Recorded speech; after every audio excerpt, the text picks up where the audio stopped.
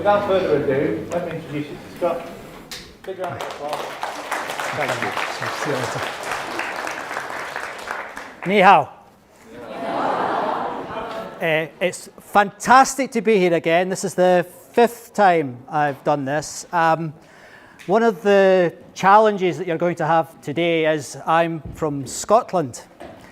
And you may hear my accent is slightly different to some of your other teachers. So I will do my very best to speak slowly, but if not, we're recording it so you can watch the video later. Can you hear me at the back? Yeah? Marvellous. Okay. So I'm going to talk about consulting, and I'm going to talk about the reality of consulting, not the consulting that you read about in textbooks. I'm going to tell you the truth. I'm going to tell you what it's really like to be a business consultant, traveling the world, working with the biggest companies in the world. But before I start, I'm a big user of Twitter, and I'd be absolutely delighted if you would use the hashtag. If you have any questions, you have any pictures or whatever, please use the hashtag. And I promise I will respond. I don't ignore feedback, yeah? So drop me a note, drop me a picture, whatever, and we can have a discussion offline. So the first question I'd like to ask is, what is consulting? Does anyone know what consulting is? Business consulting. You'll have to shout, but does anyone want to have a guess? What is it? Help companies solve their problems. Help companies solve their problems. That's a pretty good definition. Anything else? Thank you. Ask for advice. Say again? Ask for advice. Ask for advice. That's pretty good as well. Anything else? Can I tell you the truth? It's about making lots of money. Consulting firms are there for one reason and one reason only, and that's to make money. They do help companies. They are full of very clever people like you, but they are driven very, very hard on the financial case for making lots and lots of money for the parent company. Do you know any consulting companies? Who have you heard of? Do you know the names of any of them? IBM, Accenture, KPMG, good. Anyone else? EY, good, you pretty much know them, yeah? There's hundreds of them, but there's about, in the UK and in Europe and in most of Asia, there are about maybe 20 big ones. In the rest of the world, there's probably another couple of hundred, but there's a small number of the big consulting businesses. Now, I've worked in a number of them, and what I started to discover was that we're not always that popular with people. They say consultants are just there to tell you, take your watch, tell you the time, and give you it back. Now, that's not entirely fair, but nevertheless, there's a reason why consulting has that reputation out there in the market. It's quite odd though, because if you want to make money in business, probably the best place to go is consulting. You won't make as much money even as a chief executive of an average company as you will as a junior partner in consulting.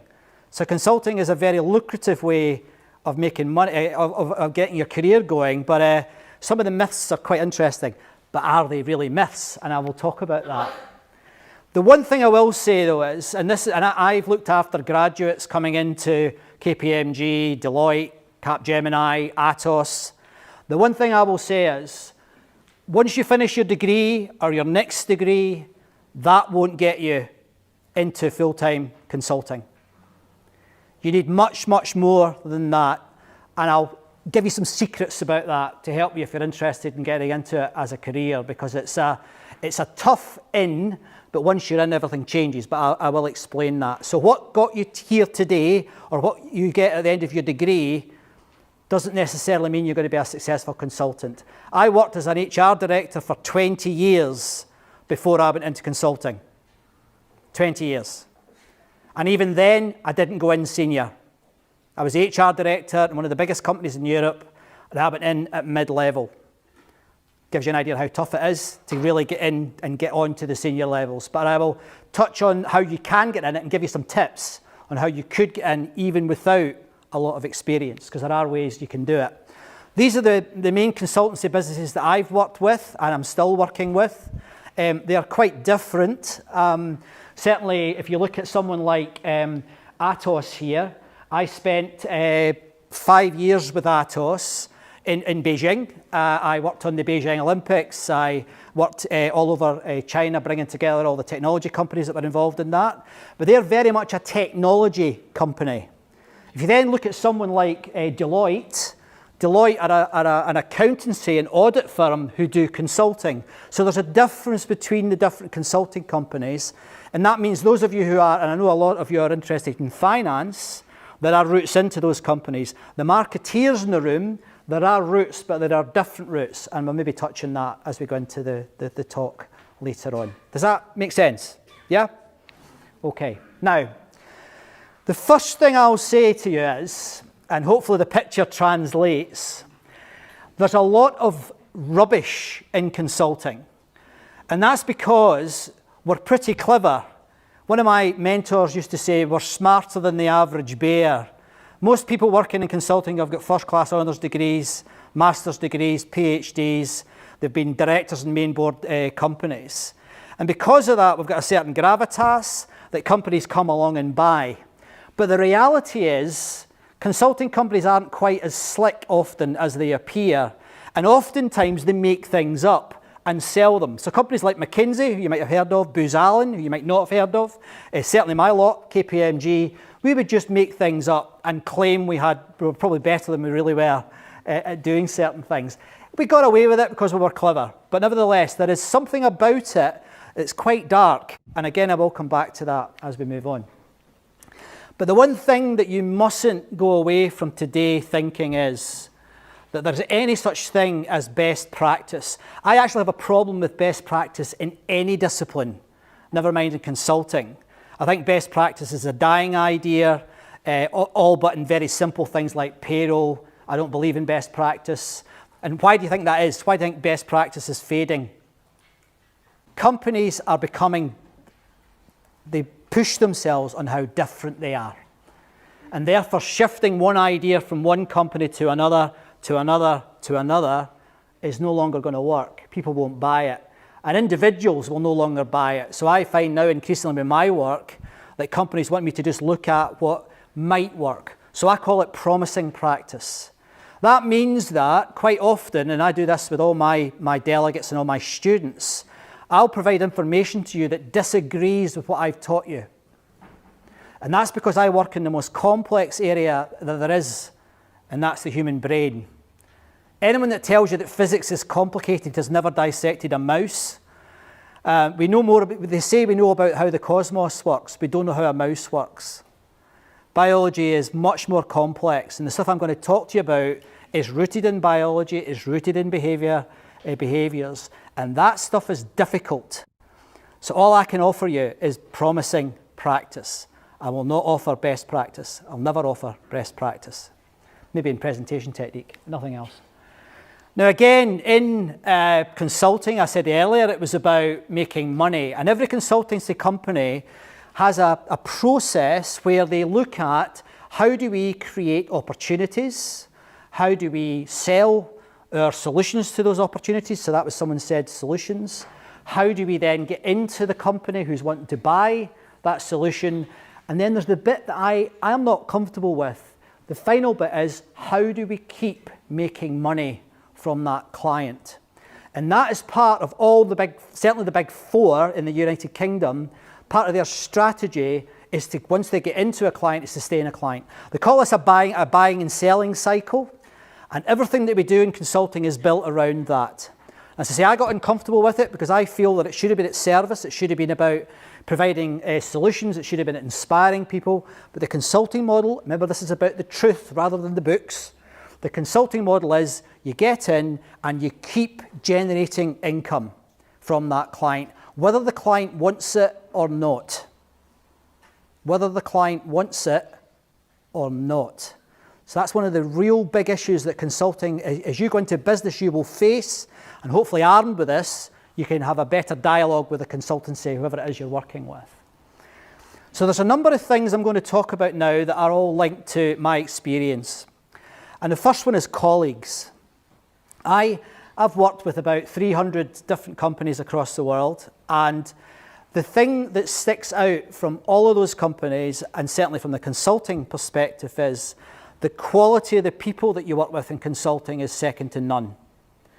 The standards are enormous. It's very challenging. Some of the hours are a bit difficult, but the quality of the people are incredible. And you may, in your studies, have come across some thinking around teams and about team working, have you? Yeah? There's a particular model called the high-performing team model, and that talks about when teams are really, really working. Now, these are rare, and in my whole career, I think I've only ever worked in a high-performing team maybe 4 times, and all of those times was in consulting. The quality of the people is astonishing, and the backgrounds that they have is amazing, and I loved that part of it.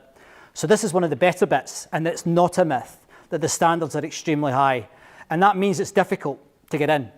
But as I said earlier, once you're in, things change, and I will talk about that in a minute. The other C is clients. The other thing I found in consulting, and I think it's fair to say almost in every contract I worked on, was that my clients, initially they were wary, they were worried, they were almost scared of me. They didn't know how to work with me. But gradually, when they realised what we were trying to do, which was to help them on the ground, that relationship developed. And I have to say, I'm very fortunate to have some terrific friends from those experiences. So again, although I've said earlier it was about driving cash out of an organisation, the upside, one of the upsides is that the range of clients you work with is incredible. That means nowadays I coach and mentor chief executives all over the world. It means that I'm working with people who maybe were 20 years ago, they would be maybe a middle manager, they would be an accountant or a managing accountant, or they would be an HR director, and they've now moved on. And my relationships with them have moved on. So for some organisations, mainly in the financial sector and the retail sector, I've had more than 20 years work with colleagues who have been in these organisations but have moved on, and we've gone because we became friends and we've moved on through careers. So it's a jolly good way to develop your network via your clients that you get in consulting. The advantage to that, as compared to a normal job, is that I've got, if you look at my LinkedIn profile, you'll see that I have connections from hundreds of companies. Most people have connections from the 2 or 3 companies they've worked in. So in consulting, you get a huge array of contacts and experiences, and I'll explain why that's really important career-wise later.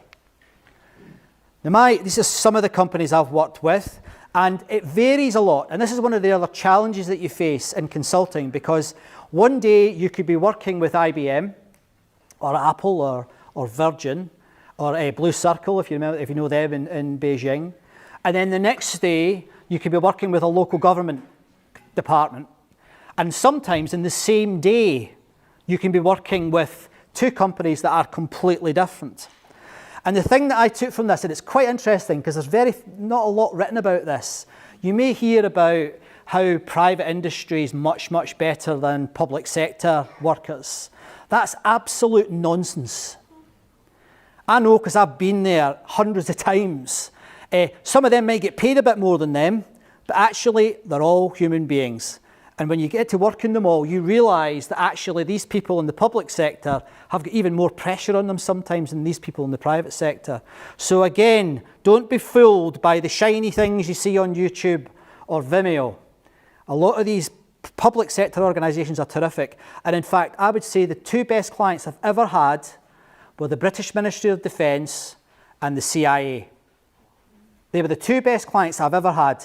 And I've worked with Apple, I've worked with Amazon, I've worked with AI, Watson, I've done all of those, yeah? But the best 2 were 2 public sector organisations. There are reasons for that, I can't go into it just now, but they were certainly my favourite 2 clients over the years. The other thing that happens can be quite weird. We were asked to work with Idris Elba, who I don't know if you know Idris Elba, he's quite a famous actor. And we were asked to bring Idris Elba into a company called Superdry. Have you heard of Superdry? Maybe, yeah. And we spent 6 months working with Idris. And I mean, that was amazing. It was tremendous. And I mean, I've worked with football teams, rugby teams, I've worked with England cricket team. You know, you do get some quite glamorous assignments, but the honest truth is the majority of them are head down, hard work, trying to sort out, as someone said there, issues in the workplace, and it's not always exciting. Sometimes it's really boring, yeah? So you're not working with Idris every day. He's quite interesting. He's a good actor. He's a terrible singer. Now, the next thing I want to talk about is a classic issue in consulting, an absolute classic, and that's dealing with client expectations. They often think that because you're a consultant and you've got your fancy suit on and you've got your degrees and all the rest of it, that you're going to walk in and you can deliver them the best possible service, but they never want to pay for it. So this is what happens. The expectations are very, very high, but often the budgets don't allow you to actually deliver that to that expectation. So one of the things that good consultants do is they are very careful about managing expectations. I'll say that again because it's so important if you're interested in getting into consulting. It is so important that if you're a good consultant, if you want to be a good consultant, that you understand how important it is to manage client expectations, because the client will always want more than the client can afford, or sometimes you can deliver. So that's a really important tip if you think about getting into consulting, and it's all about managing clients. The next thing, and this took me, I think, about maybe 8 months to really understand when I first joined KPMG. And at first it was odd because when I joined, they took me away with all my new colleagues to a beautiful hotel, somewhere very exotic, and they basically told us how to be consultants. They taught us how to be consultants. And I felt a little dehumanized by it. I felt I was becoming a robot because they were just telling me how to behave. But 6 months later, guess who was put in charge of recruiting new consultants? Me.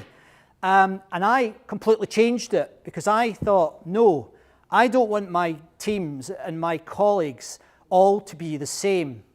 And there are some of the consultancy businesses still do this, but certainly where I have had an influence and have worked, we have changed it. And the way we've changed it is we've made it all about relationships. And we spend best part of 6 months with new recruits. And when I say a new recruit can be 23 or 63. So there isn't any, we don't all recruit, everyone is, just out of university. It can be a specialist who's been working on oil rigs for 40 years, and we need a specialist to go and work in Kuwait for an oil company. We will bring them in, we will train them, but the way we train them is in relationships. Because your technical skills, and this hurts particularly academics sometimes, your technical skills can be taught. So we would bring them in. It didn't really matter if you were a microbiologist or you were a chemist or you were a janitor. If you had the smarts that could pick things up, that was great. But the main thing that we were looking for, certainly in graduate recruitment, was how good were you at relationships. But that is a really tough thing to be good at. Very, very few folk in this room and very few people I've ever met are actually pretty good at managing relationships. And I'm sure my partner Samantha would say I'm not either. So we'll come back to that as well, I suspect.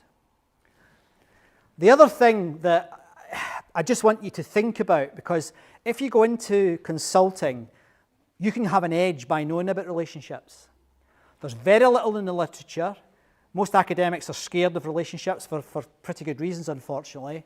But nevertheless, if you can specialize in that that side of leadership or in business, that can give you an edge in getting into consulting, because they are all looking for relationship specialists. So if you're a marketeer, think about looking at behavioral economics. If you're in finance, think about management accounting rather than financial accounting, because these things give you an edge on other graduates because they do not have the relationship skills. They only have, and I don't mean that with disrespect, but they only have technical skills, which are not always what we need in consulting. The other thing that I call it the sort of the way we're measured, the consultant's capital, is that we were always ahead of the client in terms of data. Now, I said at the beginning, sometimes that data is made up, sometimes that data is perhaps not as robust as it should be, but nevertheless, we had an engine, certainly at Atos, we had an engine where we could create data that could help the client really understand where their problems were and where the challenges were. So again, if you have some training in critical thinking, or you have some training in evidence-based leadership, or in evidence-based HR, or evidence-based marketing, there's an edge in it if you want to get into consulting. So evidence-based thinking is something I would recommend to you if you're interested in getting into consulting. There's an academic in Bath called Rob Binder who's doing some terrific work. I'll send out his details if you want. He's trying really hard to improve the standards in MBA programs and bring more evidence-based thinking into these programs. At the moment, there isn't enough for our industry. So it's something, again, that can give you an edge. Now, I actually spoke about evidence at a TED Talk about 3 years ago. It was in Warwick. And it was an interesting experience because there was 4,000 people there. It was a pretty big talk. But I made some mistakes because I at that time, and my background is I'm a scientist, and my background was that you need evidence for everything. But what I suddenly began to realize just after I did the TED Talk was maybe I also needed to think about the relationships in a different way because you can't measure a lot of that stuff. And again, I talk to companies a lot now about what's called intangibles, rather than just lots and lots of what you must have heard of key performance indicators. Well, I think KPIs, as they're called, are a toxin in contemporary business. There are too many of them that are not serving any purposes. And far too often, people are distracted by constantly looking for return on investment. Now, this is something I'm evangelical about, but companies, when I take them on and I challenge them, nearly always give in because they know they're doing it for other reasons. So again, to give you an edge, think about not only data, think about intangibles like relationships. And I hope you get a chance to watch it. I'm doing another TEDx in Wolverhampton on the 21st of this month. So if you're local and you fancy coming along to see me, I'll be talking about technology that day. Then when I started to train consultants, I tried my best to give them little stories and little ways of remembering what I was trying to teach. And this quote, which is an ancient, it's a 3,000-year-old quote, is one of the most powerful I've ever come across. Now, I don't often use quotes because I find them a bit cheesy, but this one I think is different. Opinions are like nails. The harder you hit them, the deeper inside they go. Any consultant will understand that. Because if you go to a client and you tell that client how poor they are or how inefficient they are, they immediately become defensive. In psychology, we call it the backfire effect, but they become negative. They become difficult to work with. So again, as a consultant, you've got to learn these nuances and how to deal with people who you might not agree with. So for example, you may have heard of Brexit. Yeah? One of the things I would love to see, not only with Brexit, but with politics generally, is that people thought like that in the House of Commons. So rather than clashing with one another, they actually tried to understand one another. I think I'm dreaming rather than it's ever going to happen, but nevertheless, I would love to see that because we know from psychology that by being adversarial, all you do is make things worse. So if you are abusive and aggressive towards President Trump, he just becomes more Trumpy. Yeah? You can't use aggression to change people. It doesn't work. And this is something you learn quite early on in consulting. And actually, if you become adversarial in consulting, you won't be in consulting very long. You will be off. The other area that I would seriously urge you to think about, and I know you're all, under 25 or nearly all under 25, storytelling is something that I think should be on the school curriculum. I think it should be embedded in every organisation's onboarding practice.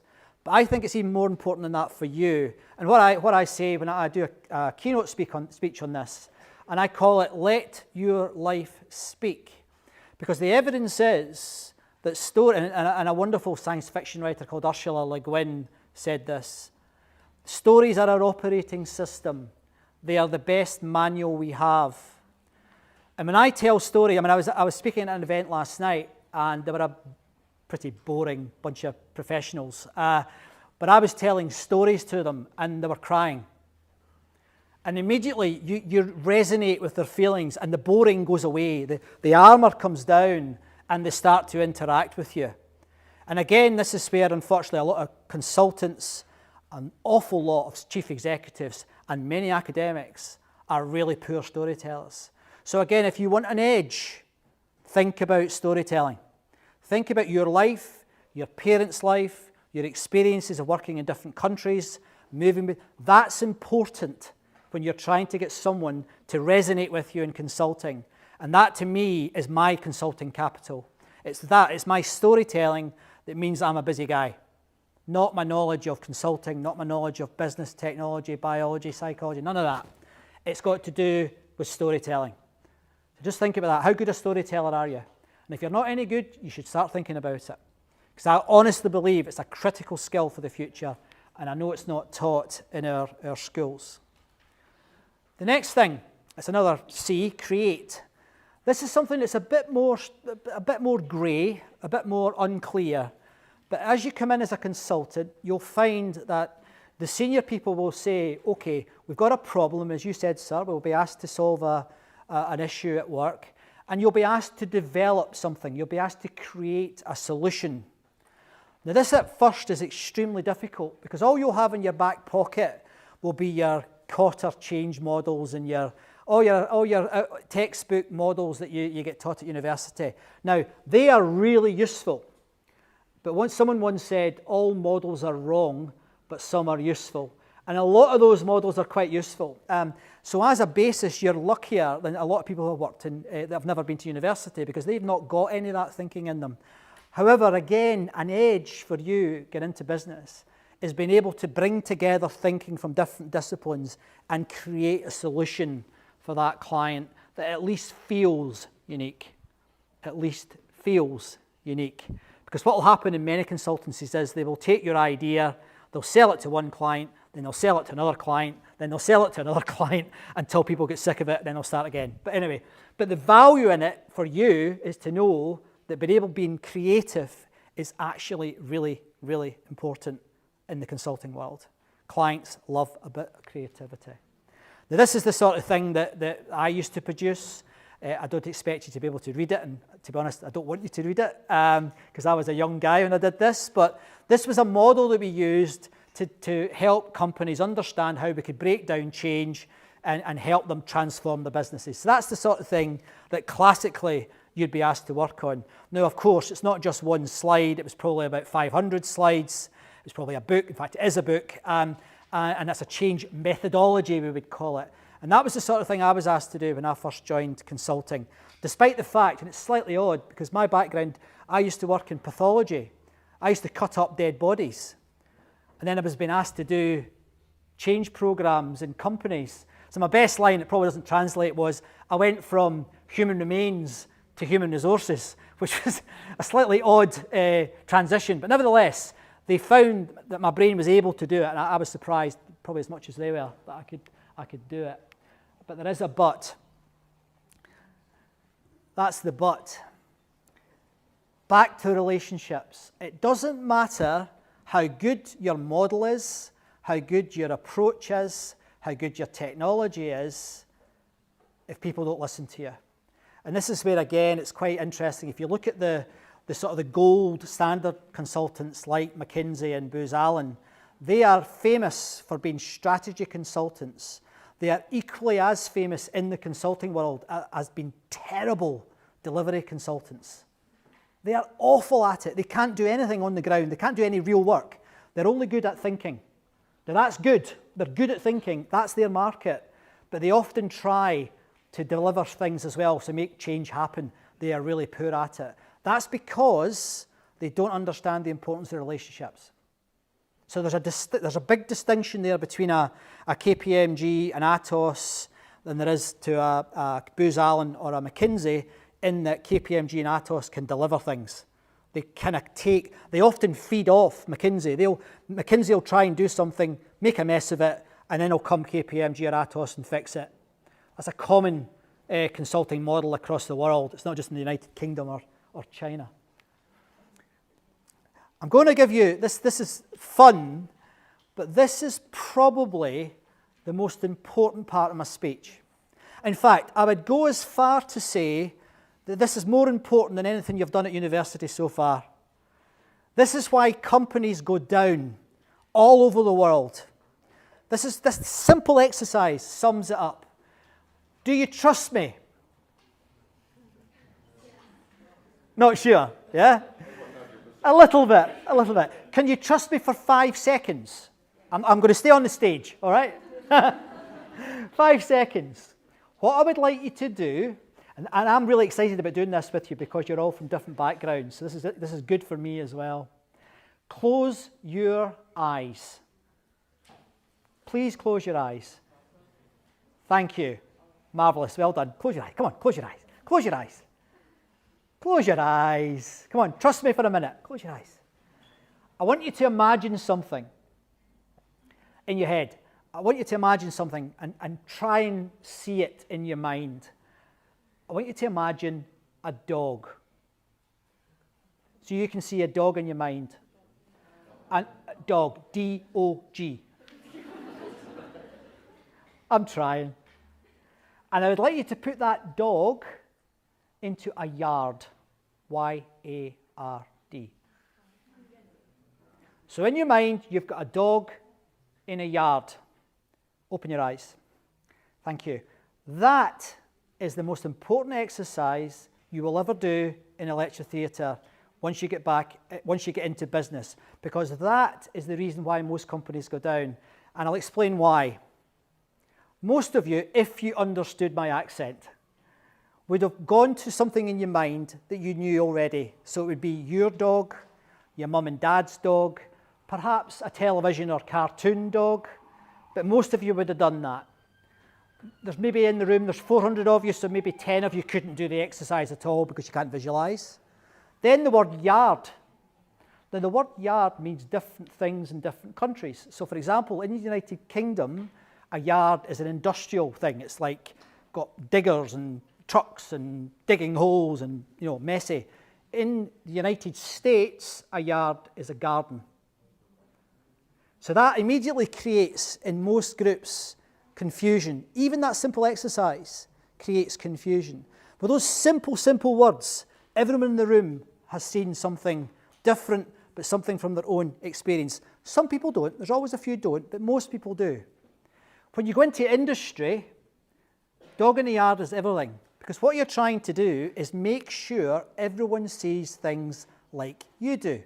Or the chief executive, she sees everything, or she pushes down into the company a message that everyone understands. And I can tell you from my experience across the world, I can't name one company that's really good at that. They put a word out and they'll say something like, one of my favourites is strategy. No one knows what strategy means. I mean, you talk to like an HR professional and you say, what's your ambition? And they say, I want to be a strategic HR business partner. And you get 100 of them in the room, and I've done it, get 100 of them in the room and get them to write down what they mean by strategy. Every single one of them writes something different down. It is not clear.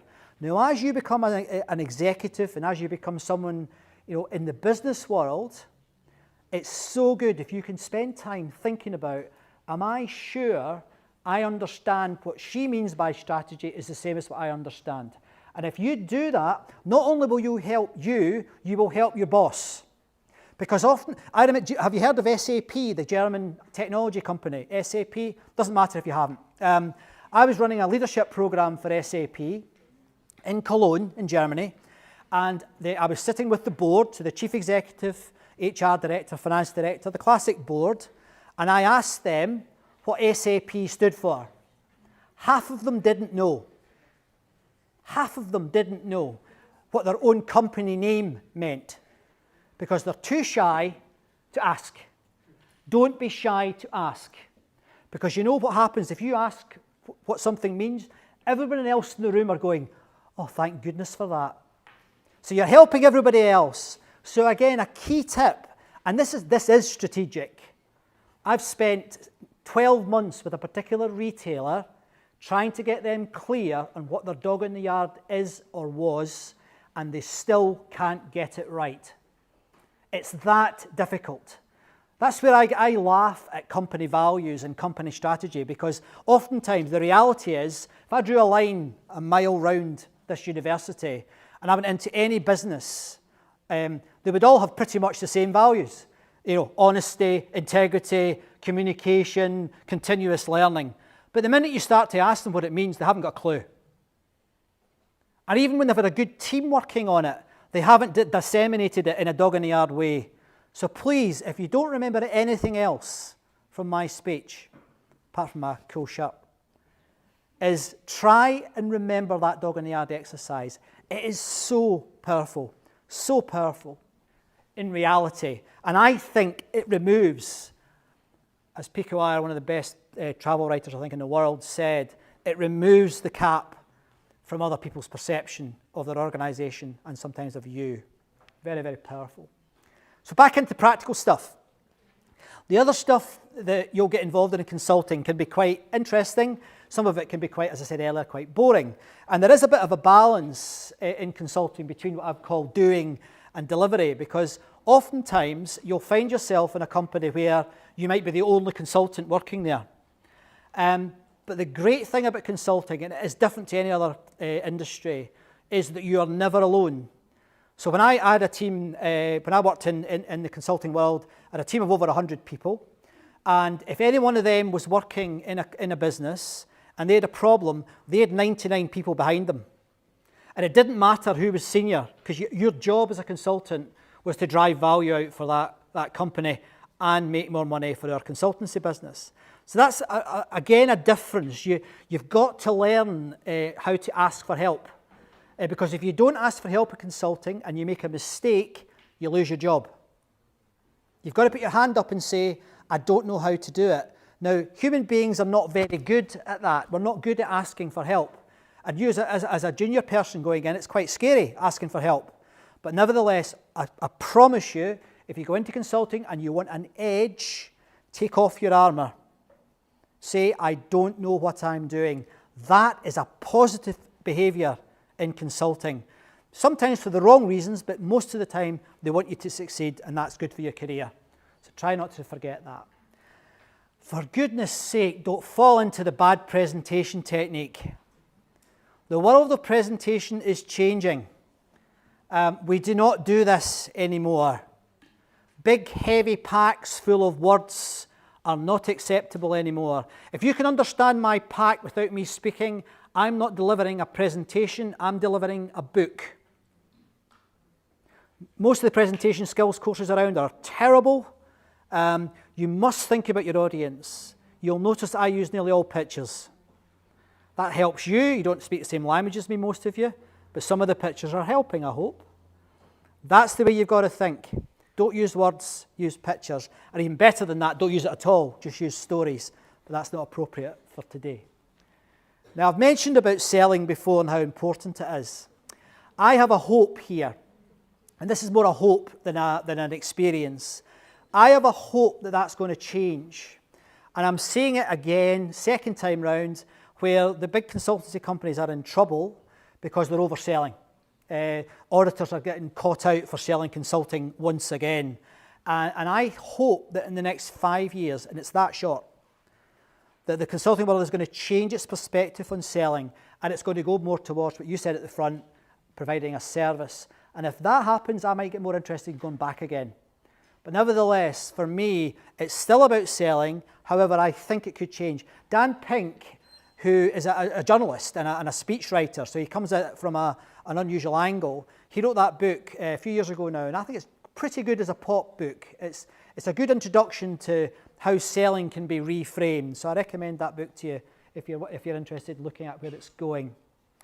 Now this, for me, was the bit that changed my life. I joined KPMG as an HR professional. I knew about HR, human resources. I knew about change, but that was basically it. And on my first day, I told you I went off to some fancy hotel somewhere in Europe. They said to me, "What else can you do?" And I was like, "I can cut dead bodies up. I'm not sure what else I can do." So they introduced you at that point to what they call the T model. And the T model is this. I touched on this earlier. They will say, okay, you will have a deep specialism in your consulting career. So mine was obviously HR and transformation change. But you must also have other skills that companies are willing to purchase. So you're given about a year to do this. You're given a year to find out what else you might be interested in. So I actually ended up doing procurement, which I'd never even heard of, to be honest. I ended up doing procurement, and the other one I did was technology. And then what a consulting business will do is they will invest in your development so you can get up to speed in both of those disciplines. And I think that's where I learned that going to university in your 20s is probably not the right age to go to university, because I was picking this stuff up in my 30s and I flew through it. And I loved it and I was very passionate about it. So my T now is HR, transformation and change, technology and procurement. And I speak at as many procurement conferences as I do HR and technology conferences now. So this is a great thing you will find if you go into consulting. They nurture capabilities that you may not know that you have. And let me give you a little quote on this that, again, I think is beautiful. And this, again, really helps when you're writing strategy in organizations. This is after an educationalist called Ken Robinson.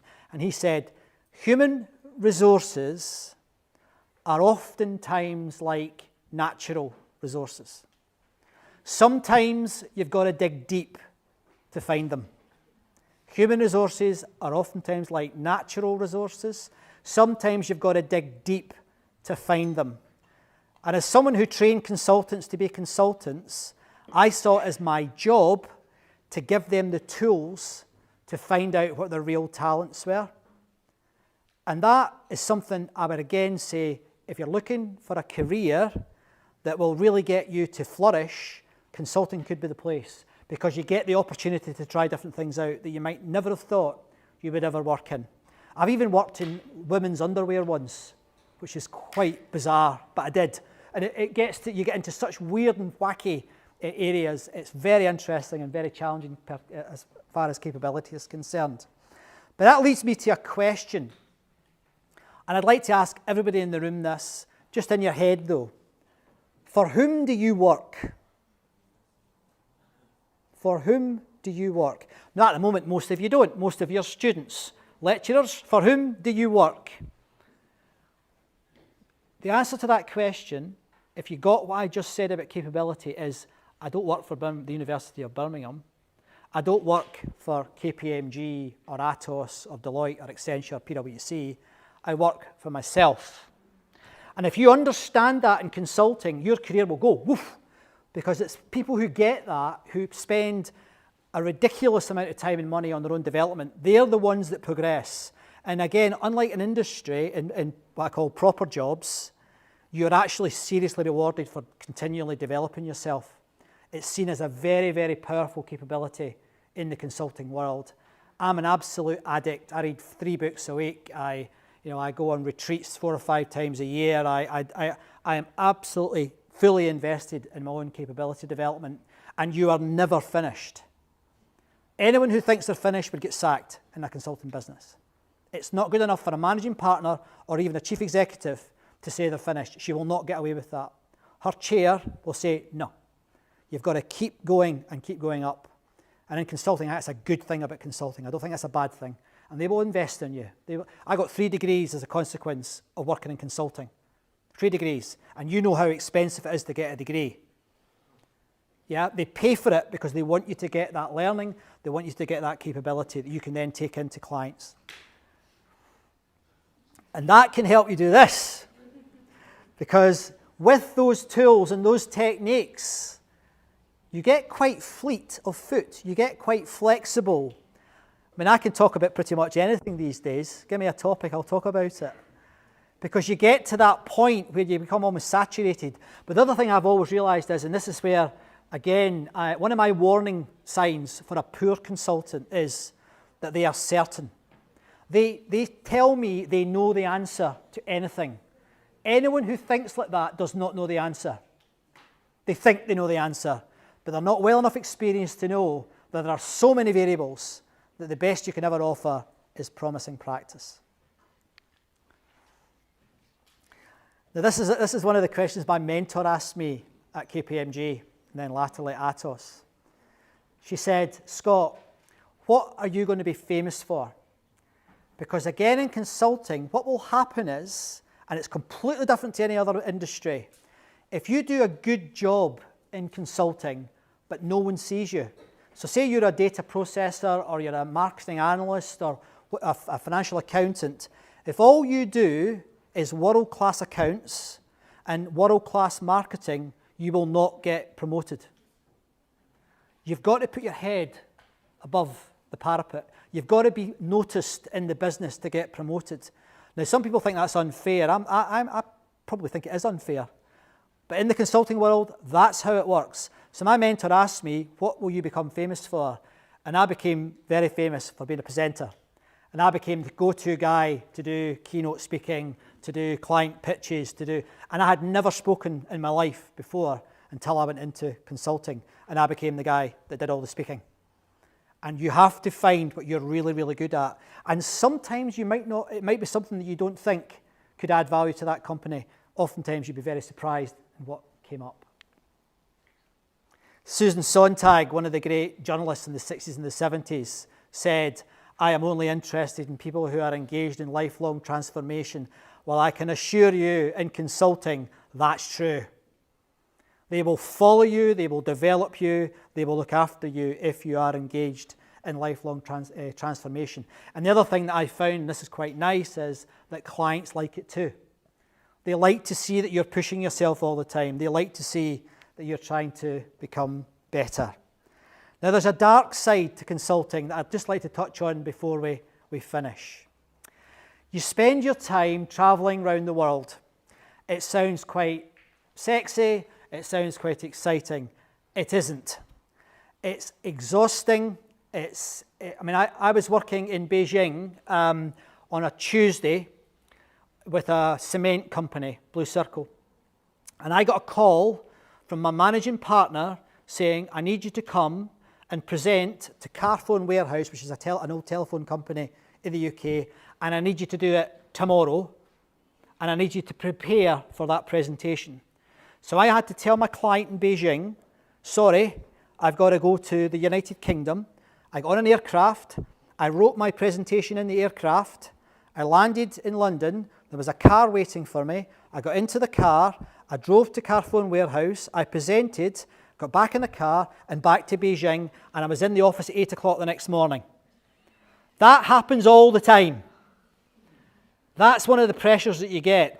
And that, I have to say, is not good for your health. You're drinking, you're eating. I was about this size when I stopped consulting. The other thing that is very common in consulting is that marriage doesn't work. There are very, very few married consultants. They might join the company married, they often don't finish married.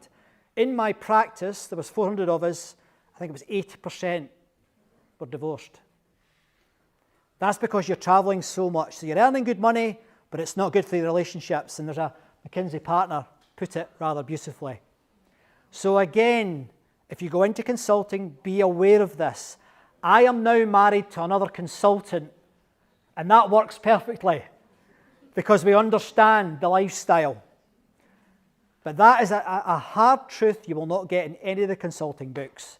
But the reality is it damages your personal life if you let it. I let it and I lost my first marriage. So I know it hurt and it was terrible. Yeah, so think about it. If you go into consulting, it can really, really damage your relationships at home. The other thing to be as a consultant is current. You've got to know what's happening today. That means that even good books like these books, that I do recommend if you want to read some books on this, the average book is about 3 years out of date. The average article in the research media, in the academic media, is a year out of date, or a year and a half now in some journals, out of date. So keeping up to speed with what's really happening is very, very difficult. However, a consultant has got an edge on that because you're working with the people oftentimes who are having the new thinking. So I was working in IBM Watson before people had heard of Watson. You may not have heard of it, but it's one of the big so-called artificial intelligence machines that IBM run. So you actually get ahead of the game by working with your clients. But do not think that you're going to get new thinking out of Harvard Business Review or books. You won't. You'll get slightly old thinking, but nevertheless it could be helpful, but the real new thinking is from your clients. So bear that in mind if you go into consulting. Can give you a real edge. The other thing that I found difficult personally, it's not my personality, is complexity in consulting. It's very, very difficult. Because 1 minute, as I say, you could be working in Beijing on a cement company or a chemical company. The next day, you can be working, or the same day, you can be working with a telecoms company. And that evening, you can be doing an after-dinner speech in a gentleman's club in London, literally. So that complexity is quite often difficult to manage. And I think, again, if I was going into it again, and I'm not going to go back into it again, but if I was going into it again, I think I'd be the fittest consultant in the world. Because I think your health, your well-being, your mental health is seriously important if you decide to go into consulting. It is not the same as other jobs.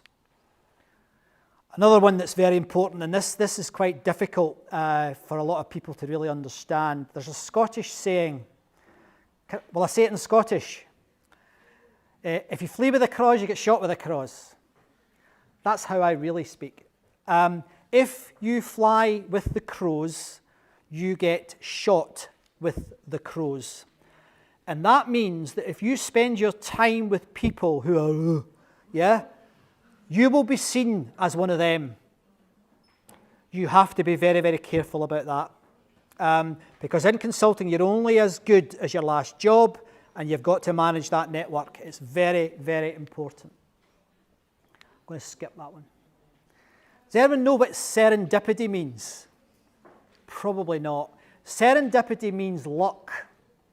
And in consulting, you can get very lucky if you understand what I've just said about thinking about who you work with, because the evidence is, and they call it in the academic world, combinational creativity. If you work with different people, you can become lucky. And let me show you how I describe this to my clients. I use an elephant. This is a story that some of you may well be familiar with. It's a myth about a town in Persia where everyone was blind. And one day, this animal came into the town and they said, "What is it? Describe it to us." 5 people from the blind committee came to see the elephant. And this is what they did. The first one got the tail and felt the tail and thought, it's long, it's soft at the end. It might be a snake. It might be a rope.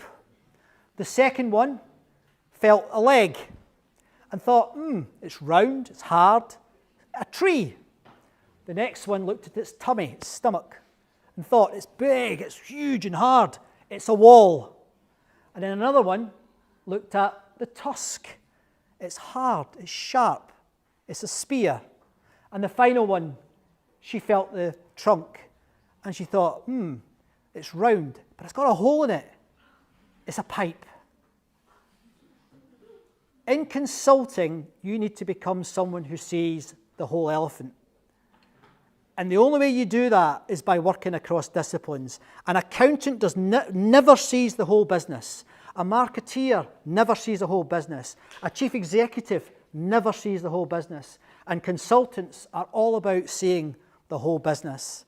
And if you've listened to what I've said today, in terms of capability, etc., that can really help you see the whole business. And that gives you an edge. And there's a biological principle that has been championed by a chap called E.O. Wilson for decades. and it's called consilience. And consilience is about something is more likely to be true if it's been demonstrated in different disciplines. And consulting is about consilience. That's what we do in consulting. And my stories and my work is all embedded in that image, because I talk about science, Scotland, writing, consulting, music, fitness, rugby, speaking, laughing, whatever. I do all of those things when I'm speaking, because that helps my client see the elephant.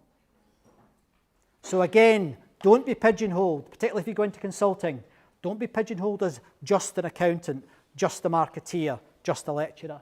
There is more to you than that, than one role. I'm going to end with a little secret. And this again, thanks to Harry Potter. One of the other things that will set you apart in consulting is, don't be one of these. Do you know what that is? Dementor. A Dementor. What did Dementors do in Harry Potter? They suck the life out of you. What's the cure for a Dementor's kiss? Happiness. No! It's not the Patronus. No, that scares them away. The cure for the Dementor's kiss is chocolate. So keep chocolate in your business. And if someone comes in like that, give them a piece of chocolate and tell them to cheer up. Don't go America smile, smile. Don't do that. But always keep your spirits up. Now, I hope you've enjoyed that. You'll get a pack from me with some suggested reading. These books are all good. They're all short, easy to read. So I hope you have a look at these. I've got some details here which you will get in the pack. I've got a video series that I've just launched. Now, if you get your phones out, there you go. Get your phone out. That'll take you right to my YouTube channel. And it'll give you some of the thinking that I've been working on in the last 5 years. Been working with Charlie here, making videos for the last year. I hope you find it interesting. I'm going to say one more thing. And this is a lesson that I learned in consulting. Hold on. One more thing. One more thing.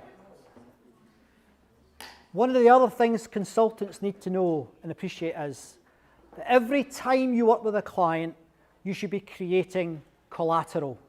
Collateral at every step. So can I make some collateral with you? Yeah? Right. Look, I've got one of these. A selfie stick. I want a picture. Right? I take this job very seriously. Right. Now I want you to go, ooh, right? Or cheer at least. Right. There you go. Right.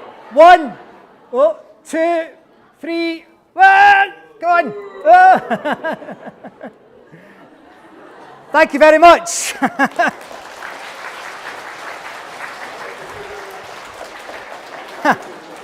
Now, we're short of time, but does anyone have any questions they'd like to ask? Any questions? Yeah. Sorry, hold on. It is that for those consultants, they are very professional to serve their clients.